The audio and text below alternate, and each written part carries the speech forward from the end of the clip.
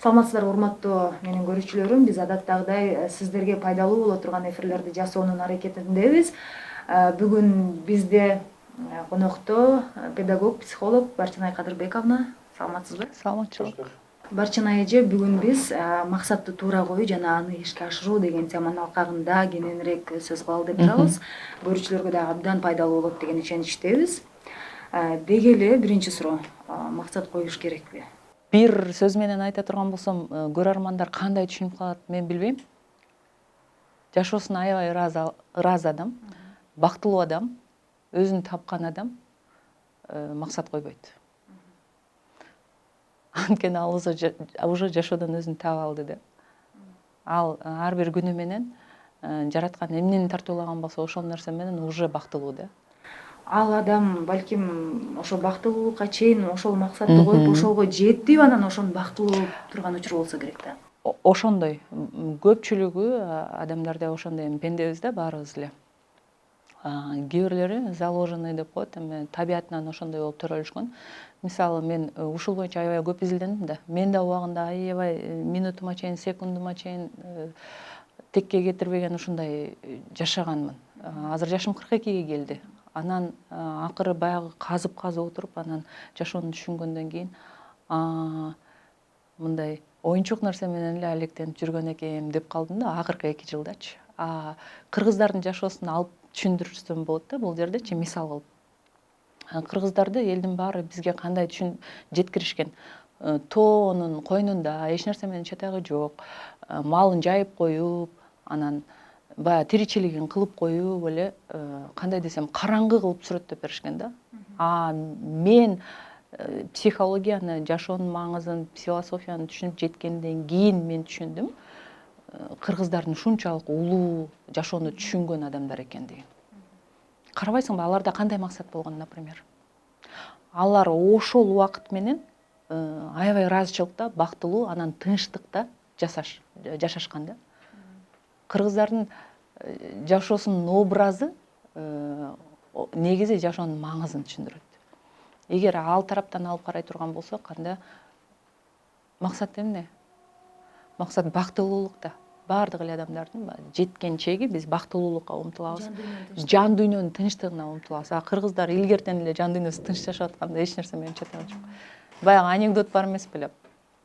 Бир кыргыз бактын түгүндө жатса, бир орус келип алып анан ушинтип жата бересиңби, иш кылбайсыңбы? Кандай иш кылам? Кичине могу балык кармап болсо дагы кичине движение кылбайсыңбы? Сатып, анан акча кылып, анан тамдарды салып, машиналарды алып, анан бизнестерди кылбайсыңбы десе, хорошо, макул, ошолордун баарын кылдым. Дальше эмне кылам десе, дальше ошо пассивный доход кыласың дагы, түшкөн акчаны жеп коюп, бактын түгүндө жатасың да десе. Мен азыр эмне кылып атам дейт. Ошол анекдоттун маңызын караңыз да, бактылуулук ошол жерде жатат да. Бул тарабынан келе турган болсок, ушундай деп жооп бермекчимин. Бирок көрөрмандардын күткөнү, максат тууралуу же болбосо теманы койгондо күткөнү таптакыр башкача болот. Ошол туурасында дагы айтсак болот кеңири. Азыр сиз айтып атпайсызбы мындай? Сиз азыр максат койбойсуз, бактылуусуз учурда? Мен эми азыр түшүндүм. Мен уже эмне келгенимди түшүндүм. Колуман эмне келген болсо ошол нерсени элге канчалык пайдасы тиет, же болбосо жакындарыма канчалык пайдасы тиет, ошону жасаймын.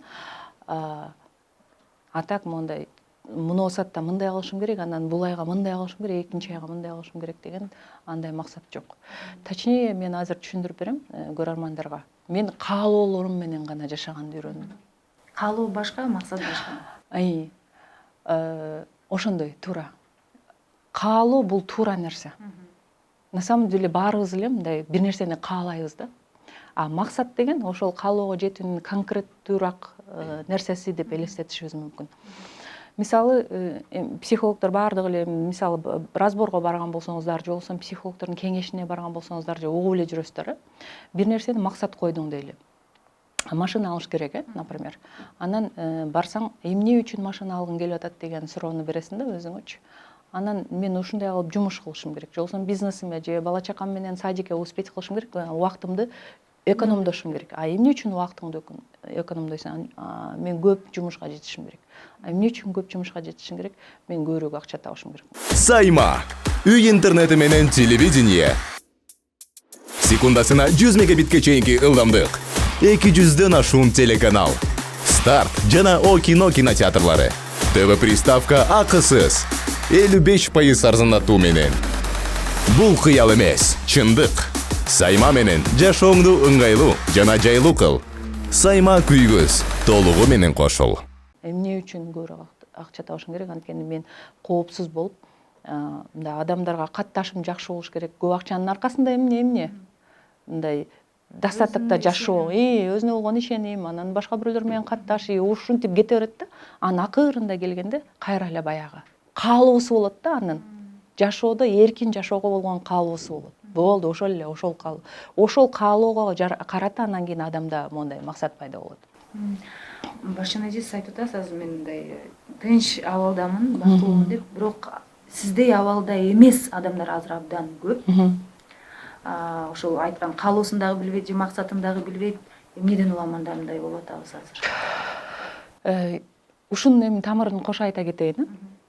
Мындай, качандан бери сиз өзүңүзгө суроо берсеңиз болот. Качандан баштап сиз тынч эмес абалга, бейтынч абалга келип калдыңыз? Мурда мисалы мындай болгон. Коммунизмдин орун кимдер билип калды мен билбейм. Совет мезгилинде как положено садикке барыш керек, анан мектепке барыш керек, анан университет, анан дипломду алгандан кийин ошол диплом менен биз мамлекеттин жумушу даяр болот эле дагы, пенсиясы дагы даяр. Ошону менен биздин жашообузду мамлекет системага салып, сонун кылып жол көрсөтүп койгон. Ушул жашоо менен барсаң, мамлекетке да иштейсиң, өзүңө да иштейсиң, баардыгың жетиштүү болуп, сонун болуп жашайсың. Оңой, адамга. Мисалы, аткаруучу адамдарга жол көрсөтүлүп калган, оңой, издебейсиң. Качан биз бейтинч боло баштадык, ал нерсе урады, система анан бир аз башкачараак жашоо образы башталды бизде. Бул биринчиси, экинчиси болсо, мисалы, могу интернет заманы пайда болгондон баштап бизге кайсыл өлкөдө кимдер кантип жашап аткандыгы аябай доступный болуп калды. Мынтип карайбыз, Анджелина укмуш болуп звезда болуп атат, Оскарларды алып атат. Монтип карасак, Илон Маск Марска жашоо кылган атат. Монтип карасак, Джек Ма миллиардер болуп кетти. Вообще шикарный жашап атышат да. Өзүңүздөр эле элементарно сиз Инстаграмды карасаңыздар, Анжелика укмуш жактарга барып келип, эле жомоктогудай жашоодо жүргөнсүп атат да. Анан эмне болду? Биз тынчтыгыбызды жогото баштадык. Демек, ошолорго салыштырып өзүбүздү салыштырып, тоже психология да, бул нерсе. Анан ага чейин биз жакшы жашап жүргөнбүз. Вдруг ошондой нерсени көрүп калып эле, анан бизде каалоо пайда болду дагы. Анан биз жүрөктүн тынчтыгын жогото баштадык. Анан кийин эме максат кое баштадык. Кой, мен Анжеликага окшоп, же болбосом кандайдыр бир ийгиликтүү адам боло турган болсо, мен дагы Илон Маскка окшоп ушундай кылам деп туруп, анан бизде бейт тынч боло баштадык. Тынчтык жогуло баштады да, мындайча айтканда. Ошондой маалыматтын көптүгү, анан кийин жашоонун билге албагандыгыбызды да болот атат ошол маалымат. Ооба. Анан еще неме биз до конца түшүнбөйбүз ошол нерсе. Чындап эле ошол нерсе мага керекпи, керек эмеспи, ал нерсеге биз эме кылбайбыз, ойлонбойбуз ал жөнүндө. Биз именно ошондой болушубуз керек деп туруп, анан кийин бизде тревожный состояние пайда болот. Ошол нерсе мага керекпи же керек эмеспи дегенде олтуруп жазышыбыз керек, эмне кылышыбыз керек. Вот, ошон үчүн максат коюуга караганда, же болбосо бир жолу эле максатка жармашып же жашоону татаалдаштырып алуунун ордуна мен азыр айтат элем да, болгону неме өзүңүздү түшүнгөнгө аракет кылыш керек. Биринчи адам өзүн түшүнгөнгө аракет кылыш керек. Баягы өзүңдү тапсаң, дүйнөнү табасың деген сөз бар. Сен биринчи өзүңдү түшүн. Конкретно сен кимсиң? Например, максаттын аркасында чоң нерсе, эгер жөнөкөйлөтүп алып турган болсок, миссия деген нерсе жатат. Мисалы, миссия дегенде айымдардын миссиясы, анан эркектердин миссиясы, үй бүлөдө атанын миссиясы, эненин миссиясы болуп бөлүнөт. Же болбосо жеке инсан катары, личность катары менин миссиям, мисалы сенин миссияң мисалы үчүн журналистика, сен эл менен ушундай адамдардын ортосундагы баягы кандай десем, карым катнашты түзүп берүүчү, площадканы, көпүрөнү түзүп берүүчү сенин миссияң ошол болуп эсептелинет, личность катары. Бирок эне катары сен балдарыңа мээримдүү эне болушуң керек, татыктуу тарбия беришиң керек, сүйүү беришиң керек, ишеним беришиң керек. Аял катары сенин миссияң бар, эмне кылышың керек, Аскатка мындай дем күч беришиң керек. Ушундай миссияларыбызды ажыратып алышыбыз керек, точно. Баардыгын өзүбүз полкасына коюп. менин ошол миссияларымды билбей турган болсом тоже ошо бардак болот жашоодочу. Ошону айтайын деп атам да, ошол өзүнүн миссиясын таппай жүргөндөр дагы көп го. Өзү эмне каалап жатканын билбей жаткандар дагы көп го. Ошол как раз биринчи бизге эмне доступно болсо ошол нерсени аныктабашыбыз керек. Мисалы азыр сенде үй бүлө бар, жолдошуң бар, ошондо сенин миссияң эмне болуп атат? Сен эмне кайсыл миссиянын аркасында турмушка чыктың? Мээримдүү жар болуу, мээримдүү балдарды алып келгиң келди бул дүйнөгө, туурабы? Аларды тарбиялагың келди. Ошол максаттын аркасында сен ошол турмушту курдуң. Сеники ушул нерсе бар, сага доступно. Эми суроо бересиң өзүңө. Мен чындап эле эне катары миссиямды аткарып жатамынбы?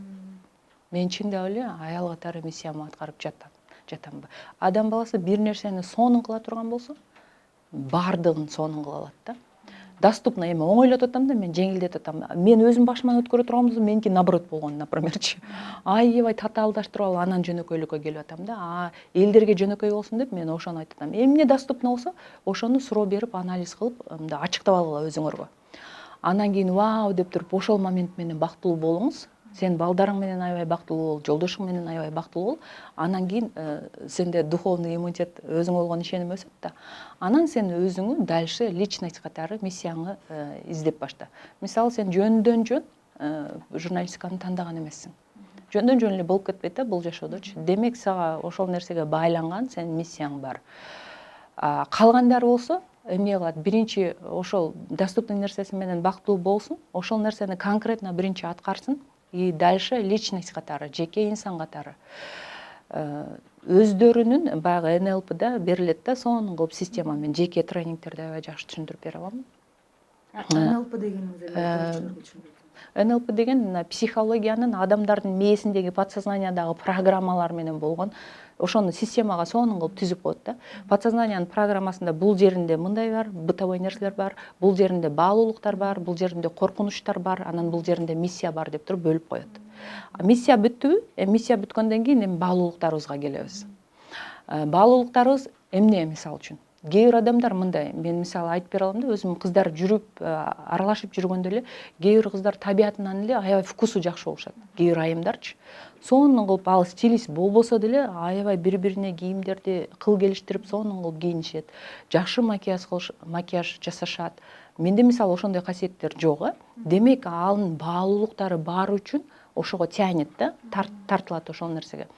Кээ бир айымдар болсо жөндөн жөн эле табиятынан эле аябай тамактарды түрлөп жасап, дасторкондорду, салаттарды ушундай. Кээ бир айымдар болсо адамдын ички каалап атканын өзүнчө эле билип турат, интуициясы күчтүү болот. Кээ бирлер бир нерсе жасап бергенге аябай шыктуу болушат. Тоже жөндөн жөн эмес. Ал адамдын ошол подсознаниясында, программада ошол баалуулук бар үчүн ошол нерселерди жакшы кыла билет. Максаттарды койгондо же миссияны аныктоодо жеке инсан катары, личность катары. Анда биз өзүбүздүн баалуулуктарыбызга таянсак болот. Ошол. Анан баалуулуктардын аркасында ресурстарыбыз жатат. Мисалы, ресурстарың эмне сеники? Мисалы, сен 5 жыл журналистикада окудуң, бир канча опытың бар, суперинфодо иштедиң, элге болгон таанымалдуулугуң бар. Мисалы, Айзат десе көпчүлүгү таанышат суперинфону окугандар. Бул сенин ресурстарың. Мисалы, сен 3 тилде эркин сүйлөйсүң, бул сенин ресурстарың. Мүмкүн сен аябай телефондо жакшы монтаж жасайсың. Бул сенин ресурстарың, көрдүңбү? Ресурстарды алабыз, баалуулуктарды алабыз, анан кийин ошого каратып туруп, ошол жерден сиздин миссияңыз чыгат да. Эмне каалап аткандан да отуруп алып, мен колумдан эмне келет, эмнеге жөндөмдүмүн ошону ойлоп таап, анан буну мен кантип ишке ашырам деп анан ошентип аныктаса болот деп айтам экен. Аныктаса болот, ооба. Ар кимдин каалоосуна кете бербеш үчүн. Анткени сенин каалооң баары миссияңа барып такалат. Адамдардын каалоосу. Анан ошол жерге түшкөндө кадимкидей душевный покой пайда болот да. Сен баягы сууда сүзгөн балыктай болуп каласың да ошол нерселердичи. Анткени сенде ошого ресурстар бүт, ичиңде потребность ошого ылайык да. Өзүңүз айтып калдыңыз, мен бул нерсеге тескерисинче келип калдым депчи, ошол жолуңузду кыскача айтып өтөсүзбү? Ошол татаал жолду мен басып өткөн үчүн эмне учурда түшүнүп калдыңыз? Кандай десем, мындай болду менде.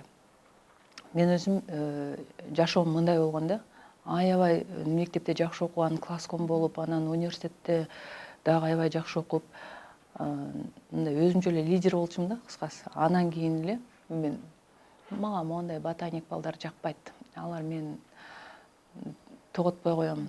Мага деген моундай мени ушундай караган бала керек, лидер бала керек деп ошентип эле өзүм эле мындай мен азыркы жолдошум тартып алгам да жашоомо.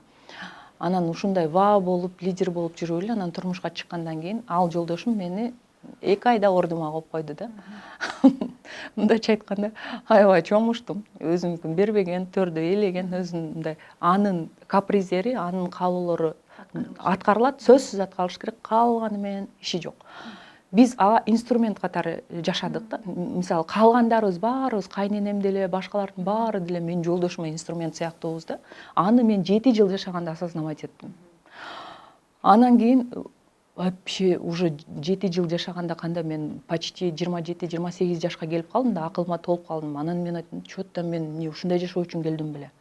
Анткени эгер анын айтканын кылбай кое турган болсоң, кол көтөргөн күндөргө чейин барган, ушундай укмуш кыйын болгон, аны мен тандап алгам. Анан аябай катуу уруштар болуп, уже последнее время 7-жылда биз невозможно болуп калды да жашагангачы. Мен ушундай состояниеде жашап аткандар аябай жакшы түшүнүшөт. Бир дагы сөзсүз кыл келишпей калды. Андан кийин уже смысл жок болуп калды чогуу жашаганга. Анан кой мындан да күчтүү болуп кете электе деп туруп андан кийин мен жыйнаштырдым, таарындым да эми. Азыр разводко болгон жок, таарындым, анан кеттим. Москвага бардым эл сыяктуу эле, анан ал жакта жүрүп, вдруг бир психологко барып калдым. Психологко барып келгенден кийин анан дагы бир жерге алып барып калды мен эжем. Анан ошондо, значит, башкача деле жашоо болсо болот турбайбы деп анан ошол баягы коучтар, ал мезгилде деле коучтар болчу да, ошолор биринчи жолу баягы Секрет деген фильмди мага көрсөң деп ошентишти. Анан мен ошол секреттин маанисин түшүнүш үчүн где-то бир 150 жолу көрүп чыктым да. Анан эми элестетсең, секретти дүйнө жүзү боюнча миллиарддаган адамдар көрүшөт. Бирок ошонун ичинен мисалы 10 миң же болбосо 1000 саналуу эле адам түшүнөт экен да ал нерсеничи. Анан ошол жерден мен чындап эле жашоонун секретин таап алдым.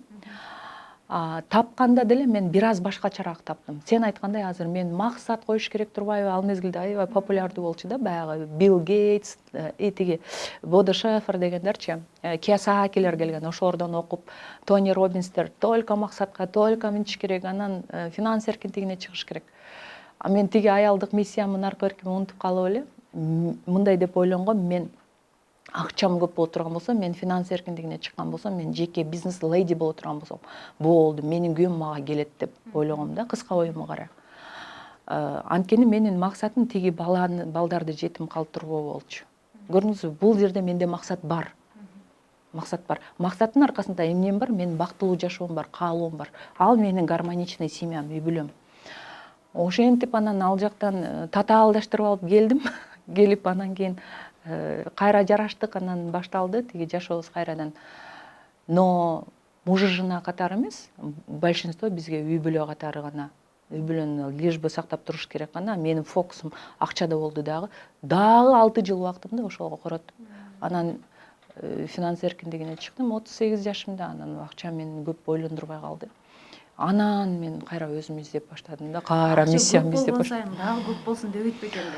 Эми андайлар дагы бар. Могу жерде кандай акчанын көптүгү, башка целдер, же болбосо статуска умтулуу, же болбосо жылдыз болуунун баары эле биригип могу жердеги баягы мындай пустота болот да. Ошону толтуруш керек да. Мен ойлодум да, акчаны толтуруп алсам эле толуп калат. Бирок параллельно мен эми бизнес мышлениясы, психология боюнча кетип аткандыктан эми Кудай мага борооруду окшойт. Анан көрдүм да, ал жерге чыгып дагы көрдүм да, толтура албаганын билдим да. Ошондон кийин анан мен айтып атпаймынбы, азыр психология тескерисинче болушу да мүмкүн бизге, бузушу да мүмкүн адамдын жашоосун, татаалдаштырышы да мүмкүн. Ошондуктан жашоонун законунун маңызын түшүнүп алышыбыз керек деп биз илдеп атканым ошол да. Анан пустота толгон жок, анан кайра өзүмү копать этип, анан мен эмнени каалайм, деги эле жашоого мен эмне максат менен келдим, менин бактылуулугум кайсыл жерде дегенде анан кайра аркага баягы мен азыр сиздерге башында айтып берип аткан жолго келет экенсиң да адам. Качан мен финанс эркиндигин чыккандан кийин анан мен чыныгы жашоо жөнүндө ойлонуп, чыныгы мен киммин деп ошолорду ойлонуп, анан уже түшүнө баштагандан кийин гана мен аябай башкача ачылды жүрөгүм. Жолдошума дагы, балдарыма дагы, өзүмө дагы прям деги эле адам өзүнө жүрөгү ачылганда, өзүн сүйгөндө, анан уже баардык нерселер сен үчүн экендигин, жаратканым кандай десем, жашоосу, берген жашоосу аябай бактылуу жашоо, анан кубанычка толуу жашоо, анан жөнөкөй эле жашоо экенин түшүнөсүң да. Ошол нерсени түшүнгөндөн кийин жолдошуңуз жана сиз айткандай чоң муштуу мындай сөз өтүмдүү болмойнчо калдыбы же өзгөрдү? Эми бул мындай, жолдошум мурун кандай болсо дагы деле ошондой. Болгону мен ал мезгилде анын тилин билбегендигим үчүн ал ошондой нерсеге барган, анын природасы ошондой. Ал на самом деле аябай жакшы адам. А мен анын тилин таап баштагандан кийин андан өткөн жакшы адам жок экен да, көрсөчү. Мына азыркы проблемалардын баары аялдарда ошондон болуп атат да. Эркектер мындай да өзү табиятынан, сен интервьюларың достаточно информация берип туруп, ошентип эле айта кетейин. Манас Бердибеков деген кудул бар эле илгеричи, анан ошол айтат эле да. Эркектерге бир жеңи узун, анан бир жеңи кыска көйнөк болсо болду, биз жүрө беребиз, үстүбүздөн тамчы өтпөсө, биз ошого деле бактылуубуз депчи. Эркектер мындай да, чындап эле спокойно отурган жерден деле бактылуу боло беришет да, алар өздөрүнчөчү. Аларда моундай иллюзия жок да. Именно аялдар болуп атпайбы, иллюзиянын баары бизде болуп атат. Каналымда ушул темалардын эле айланасында сөз кылабыз, бирок ар кандай психолог ар кандай түшүндүрөт. Туура. Көрүүчүлөр дагы өз деңгээлине жараша кабыл алат. Анан биз ошол күйөө ичкен күйөөсү тууралуу да сөз кылып интервью чыкканда, силер менин күйөөмдү билбейсиңер да, силер жөнүндө айтып отуруп эле айта бересиңер деп дагы айтышат. Ошондо кандай кылабыз, эгер күйөөсү мындай кызыл камчы болсо же ичкен болсо, болбой эле аялдарга келип такалып атат да, ошондо кандай болсо ошондой кабыл алыш керек болуп атабы? Ошол мезгилде мен деле канча жыл мурда болуп калды ошондо. Экөөбүздүн баш кошкозума 20 жыл болсо, башындагы 7 жылда мага бир журналист аябай акылдуу эжем бар эле, ошол айтканда, Барчыгын, сен адашып атасың, Урмат жакшы бала. Просто сен тилин таппай атасың деп эле, жалпак тил, мен кыргыздын сөзү бар эмеспи, ошентип эле айтты. Анан кийин мен тилин табышым керек, анан керек болсо менин тилимди тапсын деген понятие да болчу да. Тиги дагы ошондой да. Постоянно аял киши эркектен күтө бергенде анан жалость пайда болот да, баягы ага ти эркек чыдабай, анан эмне кылып баштайт, ичип баштайт, анан кийин уруп баштайт. Жөндөн жөн эле попой эле жашнап отурсаңыз эле ичип келип эле ура бербейт да эркекчи. Түшүнбөйсүңөр деген тоже мен дагы ошондой болчумун. Түшүнбөйсүңөр, силер менин күйөөмдү билбейсиңер. Эгер дүйнө жүзүндөгү номер 1 мындай чоң муштум, аябай гордый, эгоист ким дей турган болсо, Урмат деп айтмакмын дейт болчу. Негизи эле аял деле дебейм, эркек деле дебейм, адамдын өзүнөн да. Адамдын өзүнөн. Либо ошондой күйөө, эмне үчүн мага ошондой күйөө туш келип калды менин жашоом. Ошого жарашамын да, өзүм дагы ошон үчүн. Ошого жараша текеберленип жүргөн убагында мен дагы. Анан Кудай дагы мондай мени күнөө боюнча алып кеткиси келбеди да, тазалагысы келди. Анан менин жашоомо ошол күбөнү алып келип берди. Мындай, ушул жерде мындай түшүнбөй калышпасын, дагы жөнөкөйлөткүм келип атат. Мындай экен да, жашооңузда ичкен эр болсо аябай сүйүнүңүз, чоң муштум эр болсо аябай сүйүнүңүз, и ошондой эле сизди күйөөңүз измена кылып аткан болсо дагы сүйүнүңүз да. Аябай кубаныңыз. Эми жашылап түшүндүрүп берейин. Японияда мындай экен да. Япония деңиз менен эме кылышкан да, баягы тиричилик кылышкан. Анан эң алгач дейт, балыктарды деңиздин жээгинен эле оңой эле тутуп алышчу экен. Анан кийин адамдар жапырт эле ошо балыктарды тутуп бергенден кийин балыктар да акылдуу экен. Анан жээктен аябай алыска качып кетишет экен. Анан тигилер болсо 2 күн жол жүрүп кеме менен анан кийин эме балык тутуп келишет экен. Анан алып келсе, бирок базарга баягы 2 күндүк балык экен, свежий эмес экен деп туруп жебей коет экен да. Карагыла, япониялыктын тамак аша капризин. Анан эми өсөт, кемелер, чоң корабльдар пайда болот. Анан холодильник кое башташат. 2 күн, 3 күн жол жүрүшөт, анан балыктарды тутуп холодильникке алып келип базарга алып келсе, дагы эле бузулган да, өзүнүн баягы вкусу. Анан кийин аквариум ойлоп чыгышат. Кеменин ичине аквариумдарды ойлоп чыгышат да, балыктарды тутуп аквариумга салышат. Алып келип сатышат. дагы деле балыктар баягы аквариумдун ичинде стресске түшүп ан сайын даамы бузулуп калган болот да, тирүү болсо деле. Анан бир психолог, бир кыйын бир немени жашоонун закондорун аябай түшүнгөн бир абышка ошол аквариумга балыктарды алып келип салышып, анан 2 акуланы кошо салып коет да. Анан кийин баягы акула балыктарды укуйт, балыктар баягы акуладан тирүү калайлы деп качып, 2 күндө өзү менен өзү болот да. Алып келип сатса, укмуш элдер алышат. Анын пайдалуулугу да аябай укмуш болот. Анткени баягы жыртва болуп калбайын деп, баягы акулалардан качып, алардын экинчи энергиясы пайда болот да. Биздин запаста турган толтура энергияларыбыз бар да. Ошол энергия качан ачылат бизде? Качан бизге кризис келгенде, качан биздин жашообузга кыйынчылык келгенде биздин экинчи варианттагы запастар бар. Ошол ойгонот. Ошондуктан ким эң көп кыйынчылыкка туш келе турган болсо, эгер ошону осознавать этсе, анда ал эң күчтүү адам болуп чыгат. Эми проблема жок болсо, жашоонун маңызы эмне? Например, да эми. Ал андай адам түйшүгү менен башталат дейт го. Ошо да. Проблема жок болсо, сул кылган эле бир этке айланып каласың, болду. Монтип киного барып кой, монтип неме концертке барып кой, күндө ресторанда тамак жеп, ошондон да тажайсың да. Бул нерселердин баары менин башыман өттү да. Кызыгы кетет. Адамга именно проблема максат эмне үчүн коет? Ошо максатты именно ошо жашоом кызыктуу болуп турсун деп коет. Мен последнее время просто өзүмдү мындай энергия жоголуп кетет да, проблема жок болсо же максат жок болсочу.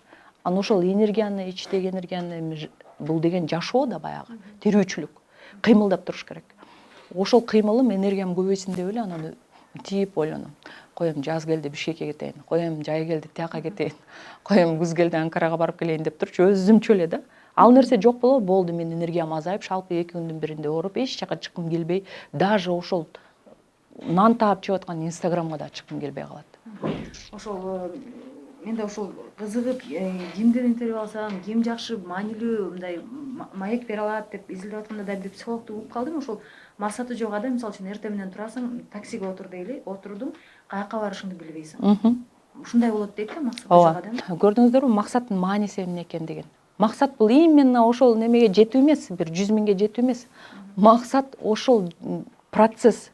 Мисалы, максат финанс эркиндигине жетүү дейли. Финанс эркиндигине жетүүдөгү же болбосо баягы үй бүлөлүк гармонияга жетүүдөгү процесс кызыктуу да. Кайра эле максаттын өзүнүн максаты жашоо кызыктыруу, бактылуу болуу.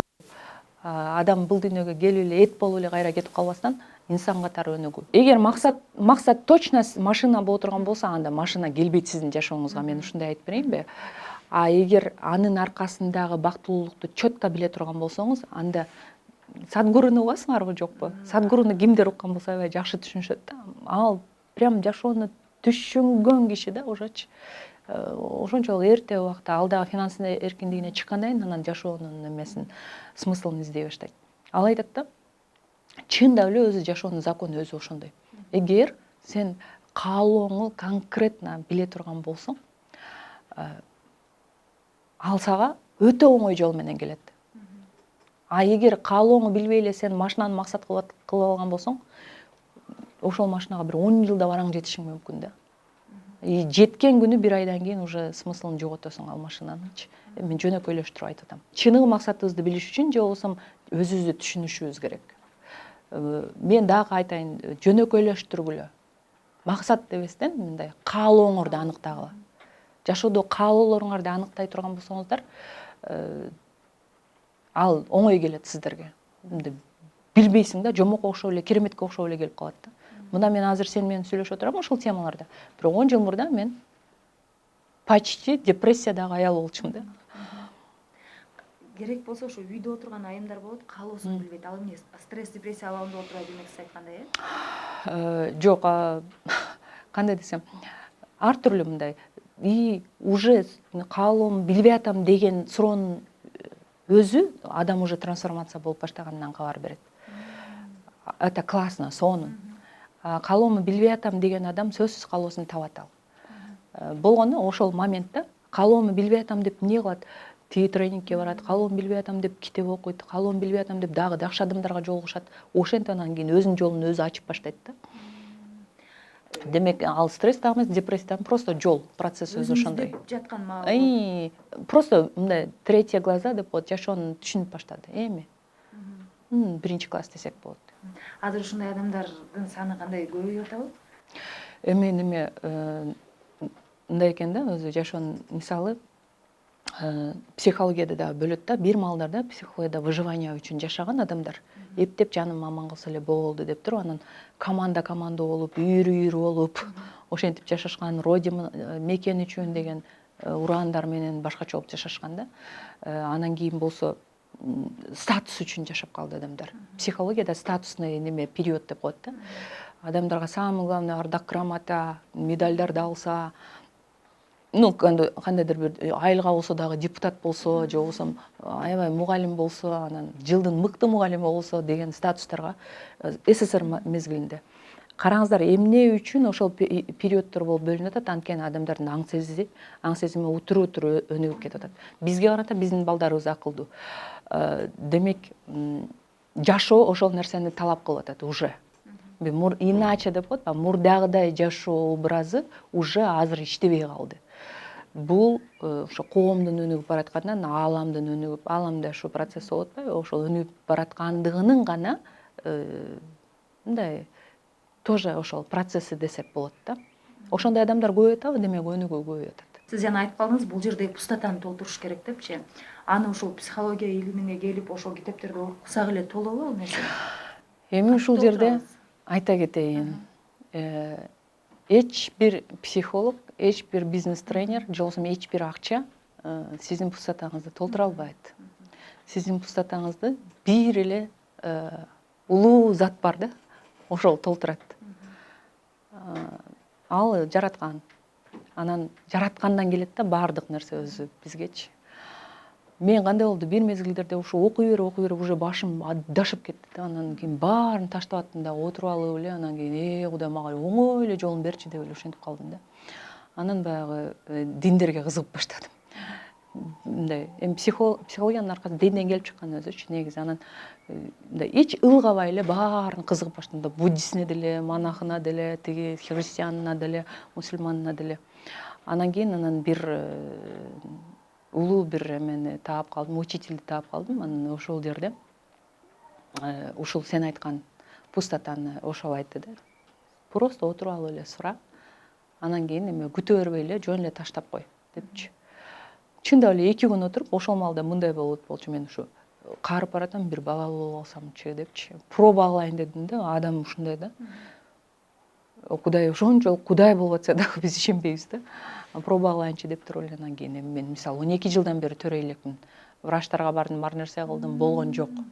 Эми просто проба кылып көрөйүнчү ошол учительдин айтканын деп туруп эле анан колумду коюп, Кудай ушу мен билбейм, уулбу кызбы, өзүң жакшы билесиң. Ушу бирди төрөп алайын деп сурандым, 2 жолу эсимде. Анан эсимден чыгып калды. Анан январда 12 жылдан бери боюма бүтө элек. Анан январь айында мен ноябрда сурансам, январда боюма бүтүп калат. Ничего себе, иштейт турбайбы деп туруп анан кийин Кудай мага ушу жүрөгүмө тынчтык бер, мага ушундай бер деп эле баштаганда, анан дагы бир окууга кез келип калдым. Ал жерде как раз ошол туура суроо, беседа с Богом деп мен сабактарда өтүп берем. Ошол нерселерге ыктап баштадым. Анан мындай, психология эмес, жашоо жөнүндө атайын өзүнчө илим бар да. Ал кимдер аркылуу берилет? Ал философия аркылуу берилет, ал диндерде берилет, ал дагы мындай атайын жашоонун учителдери бар, ошолор аркылуу берилет. Медитация деп атат азыр. Медитацияны деле түшүнбөй эле калып эле деп атышат да. На самом деле чыныгы медитация ал совсем башка нерсе да. Оказывается, биз аябай толтурабыз деп жүргөн пустотаны толтуруп, жакшылап отуруп эле ишеним менен сурап койсоң, сен билбей эле уктайсың, эртең менен деле сен пустотаңды толтуруп коюшуң мүмкүн да. Ушундай, бул пустота деген, пустотаны толтуруу деген тоже состояние. Мисалы, кээде эле мындай болосуң. Суранасың Кудайдан, анан кийин толуп калат, өзүңчө эле жыргап жүрөсүң, анан 3-4 күндөн кийин эле кайра потерясың да. Ошентип жүрүп, анан кийин акыры баягы нерсе толот да, баягы азаздан болуп атып. Канча болуп калды ошо пустота толгонуна мен азыр деле мен 100% деп айта албадым. Кээде денеде турганда баары адашып кете бересиң кээде. Бирок большинство да мына бүт ситуациялар Кудайга коюп берем, тапшырамын. Болду, өзүм эмне кылыш, колуман эмне керек болсо ошону кылып эле спокойно жүрө берем. Мисалы үчүн азыр үй алгыбыз келсе, ошого үй алат элем деп төбө менен жыгып иштеш керек эмес турбайбы ошондо же кандай кылыш керек жөн эле Кудай мага бирөө берип кой деп отурсак өзүнөн өзү бир жол ачылат да үй алууну аябай каалайбыз, ишенебиз Кудай беришти, андан кийин эмне кылабыз, ишенебиз, анан тапшырып коебуз. Кандай жол менен беришти Кудай өзү билет. А биз эмне кылабыз? Биз колубуздан эмне келсе ошону аябай мыкты кыла беребиз. Колубуздан эмне келет? Эгер сен азыр келинчек болуп отурган болсоң, үйүңдө бала карап отурган болсоң, ошону от души жасай беребиз.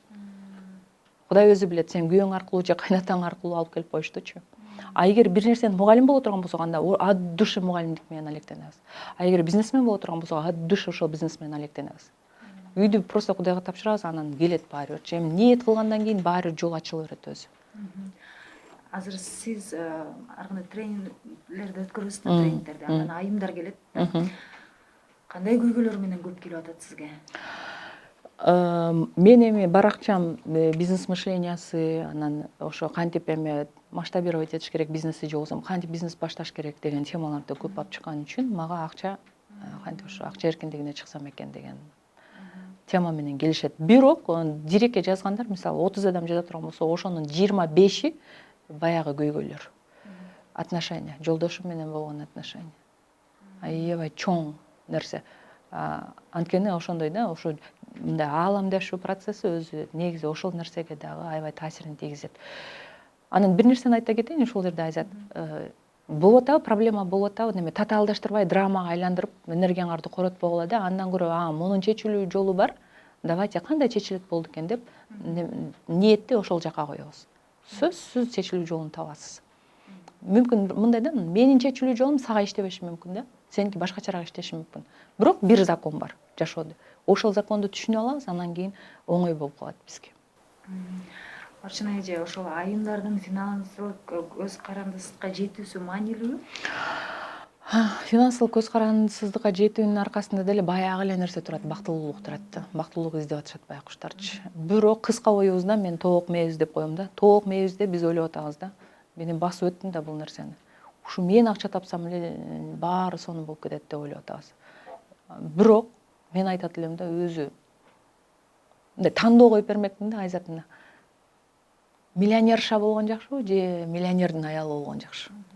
Миллионерша адамдын жүрөгүнүн тынчтыгы жоголот. Бизнесмен аялдын жүрөгүнүн тынчтыгы жоголот, анткени бизнеске жоопкерчиликтүү. А миллионердин аялы эч нерседен камсабайт. Сүткө тойгон күчүктө попою отура берет. Анткени күйөөсү миллионер. Каналымдын көрүүчүлөрү 100% десек да болот, айымдар. Айымдарга кандай кайрылуу айтасыз? Айымдар мындай, биз айым экенибизди түшүнүшүбүз керек, самое главное. Анткени эркекке дагы, айымга дагы деги эле жер жүзүндөгү адамзатына бактылуулукту, сүйүүнү үйрөтүүчү бизбиз да. Биз аркылуу мээрим, биз аркылуу сүйүү жер жүзүнө таркайт. Мындайча айтканда, биз аябай ыйык затпыз да өзү. Болгону башка нерсени эмес, сиз айым экениңизди, ким экендигиңизди гана изилдеңиз. Ошол ключ, ошонун аркасынан баары чечилет демекчимин. Урматтуу көрүүчүлөрүм, анда бүгүнкү Барчынай Кадырбековна менен болгон маек сиздерге пайдалуу болду деген терең ишеничтебиз. Убактыңызды бөлүп келгениңиз үчүн сизге чоң рахмат айтабыз. Урматтуу көрүүчүлөр, кандайдыр бир каалоо тилектериңиздер болсо, сунуштарыңыздар болсо, ушул видеонун алдына комментарий калтырсаңыздар болот. Анда кийинки эфирден жолукканча саламатта туруңуздар.